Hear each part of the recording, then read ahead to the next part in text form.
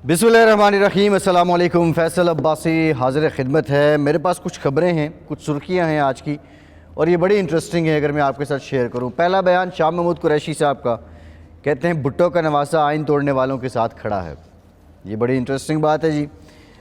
भुट्टो साहब के नवासे जो हैं बिलावल भुट्टो साहब, उनको इसकी क्लैरिफिकेशन देनी चाहिए या उनकी पार्टी के लोगों को देनी चाहिए कि वो आइन तोड़ने वालों के साथ खड़े हैं। लेकिन जो आइन तोड़ने वाले थे उनमें से एक साहब ऐसे भी थे, जनरल ज़ियाउल हक। तो ये कुरैशी साहब ने मेरा ख्याल सियासत का आगाज़ वहीं से किया था। पीटीआई ने सियासी जमातों की हिमायत हासिल करने की कोशिशें तेज़ कर दी। ये चोर हैं, ये फलां हैं, ये डाकू हैं, ये कातिल हैं। एमक्यूएम वालों के बारे में कहते थे बड़े खुल के, खान साहब उनके लीडर के बारे में कहते थे। और अब जो है परवेज़ इलाही साहब को लगा दिए इस टास्क पे कि आप एमक्यूएम से भी बात करें, आप एएनपी से भी बात करें, आप बाकी लोगों से भी बात करें। पीपल्स पार्टी और नून लीग के साथ तो उनका मुकाबला है, लेकिन दीगर जो इनके साबका इत्तेहादी हैं उनको फिर से आप साथ लें। लेकिन जब ये इत्तेहादी छोड़ कर गए थे तो उस वक्त क्या फरमाते थे क़िबला इमरान खान, वो आपको पता ही है। अच्छा जी, दूसरी जो ख़बर है वो है कि शेख रशीद साहब, 3 जजेस के ख़िलाफ़ रेफरेंस दायर करने का नतीजा 0 निकलेगा। शेख साहब की क्या कहने हैं, क्या बात है। लाल हवेली इनकी उम्र के इस हिस्से में आके अब जो है उस बेचारे की भी लाले पड़े हुए हैं। पता नहीं वो अब आगे जाके इनके पास ठहरेगी या नहीं ठहरेगी, मामला लिटिगेशन में है। लेकिन मेरे सर के इतने बाल नहीं हैं जितने शेख रशीद साहब पेशीन गोइयाँ कर देते हैं। और जनवरी में कहते हैं फरवरी का महीना बड़ा आम है, फरवरी में कहते हैं मार्च बहुत आम है, मार्च में आके कहते हैं मई में बहुत कुछ होने वाला है, अप्रैल में होने वाला है, करते करते जनवरी से दिसंबर तक 12 महीने शेख साहब के बकौल सारे इंपॉर्टेंट हैं। और यहाँ भी इन्होंने एडवांस जी पैदा कर दिया है नतीजा कि 3 जजेस के ख़िलाफ़ रेफरेंस दायर करने का नतीजा 0 निकलेगा। ये शेख साहब फरमा रहे हैं। खैर ये वो बातें हैं, या मैं आगे जाके आपको बताऊंगा कि मतलब इस तरह की जो ख़बरें या जो स्टोरीज़ पीटीआई से मंसूब हैं या उनके लोगों से, ये ऐसी बातें क्यों करते हैं और इन बातों का मकसद क्या होता है। अच्छा, फवाद चौधरी साहब ने इससे ये सवाल किया गया तो उन्होंने कहा जी इलेक्शन के हवाले से तो सुप्रीम कोर्ट पहले ही फ़ैसला दे चुकी है, अब 3 रुकनी बेंच ने तो सिर्फ इस फ़ैसले पे अमल दरामद करवाने के लिए हिदायत देगा।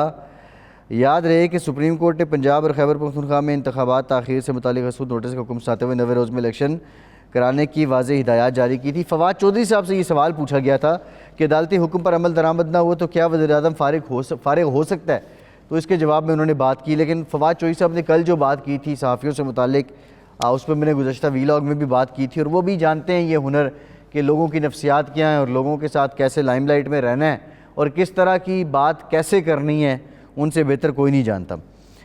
ये कुछ ख़बरें, कुछ बातें हैं पीटीआई की तरफ से, जो वो लाइमलाइट में रहना चाहते हैं और लाइमलाइट में हैं, लोग उनके साथ हैं।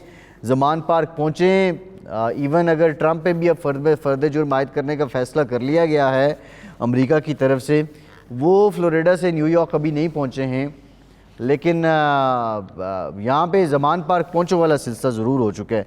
ज़मान पार्क पहुँचो भी पाकिस्तान की तारीख़ जब लिखी जाएगी सियासी, तो उसमें ज़मान पार्क पहुँचो भी एक बड़ी इंटरेस्टिंग स्टोरी रहेगी कि ज़मान पार्क जो है वो कारकुनान पहुँचते थे, उनको बुलाया जाता था और बाद में जब कोई पूछता था तो कहते थे ये अपनी मोहब्बत में आते हैं। खैर, जो मैं बात करना चाह रहा हूँ आज, मैं स्पेसिफ़िकली बात करना चाह रहा हूँ, सोशल मीडिया पे एक ट्रेंड चल रहा है कि जूता किसको पड़ा, और बाज़ लोग जो हैं वो उसको बहुत ज़्यादा एग्जैजरेट कर रहे हैं। लेकिन मुझे तो नहीं पता खैर कि जूता किसको पड़ा है, और जो लोग बात कर रहे हैं उनकी बात कोई इतनी क्रेडिबल भी नहीं है।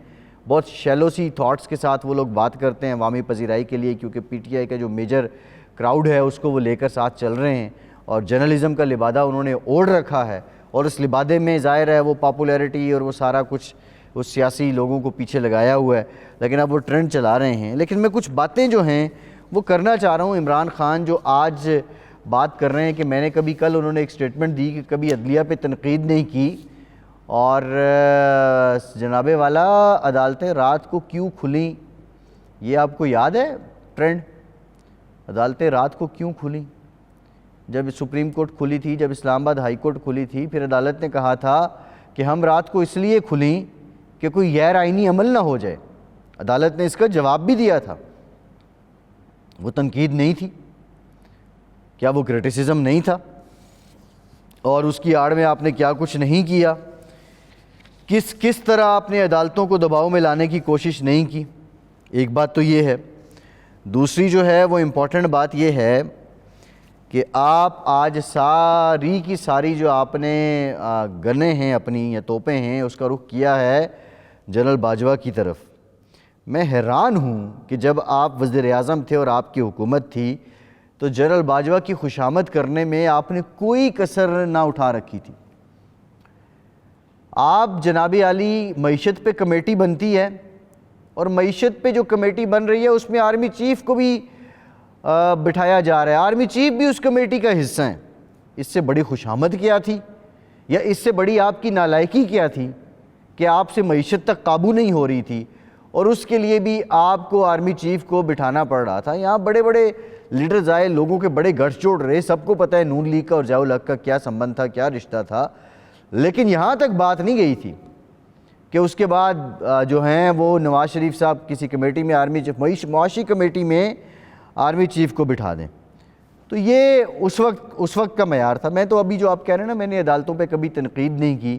آپ بات کرتے ہیں، بات سے مکرتے ہیں، بات سے مکر کے پھر اس پہ ایک ڈٹائی کا مظاہرہ کرتے ہیں، اور آپ کے کارکنوں کو یہ وتیرہ ہے، یہ ان کا ترہ امتیاز ہے کہ ان سے بہتر آپ کے یو ٹرن کا اور اس ڈٹائی کا کوئی دفاع نہیں کر سکتا۔ خیر، اب پھر مطلب سلسلے اب آگے چلتے ہیں۔ آپ خود ہی کہتے ہیں کہ مجھے جو ہے وہ ایجنسیوں سے فون کروانے پڑتے تھے قانون سازی کے لیے، اور جنرل باجوہ صاحب سے کہا کہ آپ کہواتے تھے کہ وہ اپنے لوگوں سے کہیں کہ ان ایم این ایز کو، اتحادیوں کو فون کریں تاکہ یہ قانون پاس ہو سکے یا یہ نمبرز پورے ہو سکیں۔ میں آپ کو انٹرسٹنگ بات بتاؤں کہ پنجاب اسمبلی میں باضابطہ طور پہ ایک صاحب کی ڈیوٹی لگائی گئی تھی، ایک میجر صاحب کی ڈیوٹی لگائی گئی تھی جو ان کے ایم پی ایز کو بلاتے تھے اسمبلی اجلاس میں، پی ٹی آئی کو نمبر پورے کر کے دیتے تھے۔ اور آج آپ باتیں کر رہے ہیں، یہ دور تھا جنرل باجوہ صاحب کا۔